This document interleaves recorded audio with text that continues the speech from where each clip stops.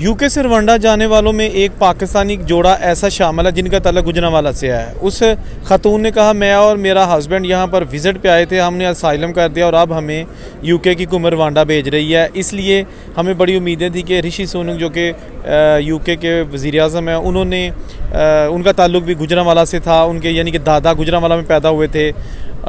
इसलिए हमें बड़ी उम्मीद थी कि हमारे शहर का जो वज़ीर-ए-आज़म है वो हमारे साथ रियायत करेगा।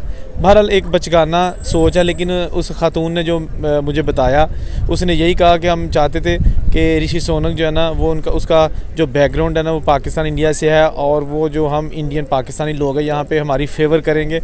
इसलिए हम जब आज से तकरीबन 2 साल पहले यहाँ पर आए थे विज़िट वीज़े पे, तो हमने यहाँ पे असाइलम कर दिया और यहाँ की बुनियादी सहूलियत लेना शुरू कर दी। लेकिन अब हमें नोटिस मिला है कि आपने रवांडा जाना है। रवांडा जाने की तैयारियां मुकम्मल हैं। बहुत सारी ऐसी फैमिलीज़ हैं जिनको नोटिस मिल चुके हैं, बहुत सारे ऐसे इंडिविजुअल्स हैं, छोटी उम्र के लोग हैं, बड़े, जिन्होंने भी असाइलम किया है 2022 के बाद।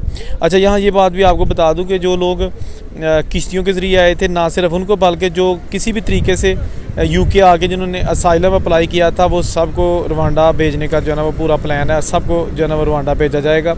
इस सिलसिले में काफ़ी खबरें आ रही हैं। कोई कह रहा है जी ये एंड टाइम पे आके मुलतवी भी हो सकता है, इसमें यू टर्न लिया जा सकता है, यूके की हुकूमत शायद कोई नरमी कर दे, लेकिन ताहाल ऐसे कोई शवाह नहीं है, क्योंकि यूके की हुकूमत पूरी तरह डिटरमिन्ड है कि ये लोग हर सूरत में यहाँ यूके छोड़ेंगे और रवांडा जाएंगे। इस वाले से क्योंकि उन्होंने ऑलरेडी यूके ने पेमेंट भी कर दिया 240 मिलियन पाउंड रवांडा की हुकूमत को, और टोटल 270 मिलियन पाउंड देने हैं। और 1 जुलाई से पहली फ़्लाइट यूके से रवांडा के लिए जाएगी, जिसके लिए डिटेंशन सेंटर्स में बहुत सारे लोगों को इकट्ठा किया गया है, मुख्तलिफ सेंटर से उसको पकड़ा गया है और उनको नोटिस भेजे गए हैं कि जी आप डिटेंशन सेंटर में पहुँचें ताकि आपको तयशुदा प्लान के मुताबिक जो है ना वो पहली फ़्लाइट के ज़रिए रवांडा भेजा जाए। बहुत सारे लोग परेशान हैं, बहुत सारे लोग आयरलैंड की तरफ जा रहे हैं। आयरलैंड में बहुत ज़्यादा रेफ्यूजी जो गए हैं उनके लिए रहाइश की मसले वहाँ पे पैदा हो गए हैं। लोगों ने कैंप लगाकर सड़कों के किनारे, नहरों के किनारे एक बस्तियाँ बनाना शुरू कर दी हैं, जिसकी वजह से आयरलैंड की गवर्नमेंट काफ़ी परेशान है। चंद रोज़ पहले आयरलैंड की जो एक हाई कोर्ट है उसने भी हुक्म दिया था कि ये जो नॉर्दर्न आयरलैंड की जो हाई कोर्ट है उन्होंने हुक्म दिया था कि ये फ़ैसला ठीक नहीं है बरतानिया की हुकूमत का, इनको इस पर नज़रसानी करनी चाहिए।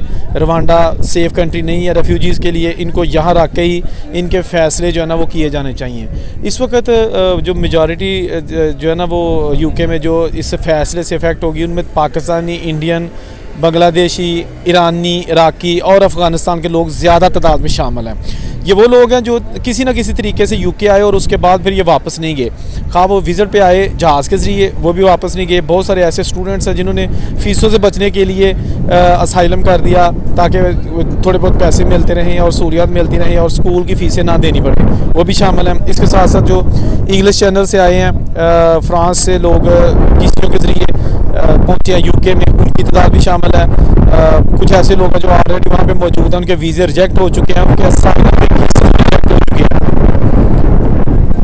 उनके असाइलम के केसेस भी रिजेक्ट हो चुके हैं और वो ताहाल उन्हें वहाँ पर मौजूद हैं, किसी न किसी तरीके से यूके में जो है ना वो छुप कर काम करने पर मजबूर हैं। तो इसलिए अब यूके की हुकूमत ने ना सिर्फ असाइलम सीकर्स के लिए शिकंजा तैयार कर लिया, बल्कि जो स्टडी वीज़े के लिए एजेंट्स हैं खा पाकिस्तान में या इंडिया में, उनके ख़िलाफ़ भी गिरफ्तार किया जा रहा है। उनके लाइसेंस के हवाले से उन पर स्ट्रिक्टनेस जो है ना वो की जा रही है, ताकि जो लोग यहाँ पर बहुत सारे बोगस डॉक्यूमेंट्स पे जो है ना वो बरतानिया आ चुके हैं, विज़िट वीज़े पे, स्पाउस वीज़े पे, स्टडी वीज़े पे, लातादाद बेकायदगियाँ जो है ना वो सामने आ रही हैं, जिसकी पूरी तहकीकात जो है ना वो की जा रही है। और कहा जा रहा है कि आइंदा चंद सालों में कोई भी जो है ना वो ईज़िली यूके का वीज़ा जो है ना वो नहीं ले सकेगा। इसके लिए काफ़ी सख्तियाँ की गई हैं।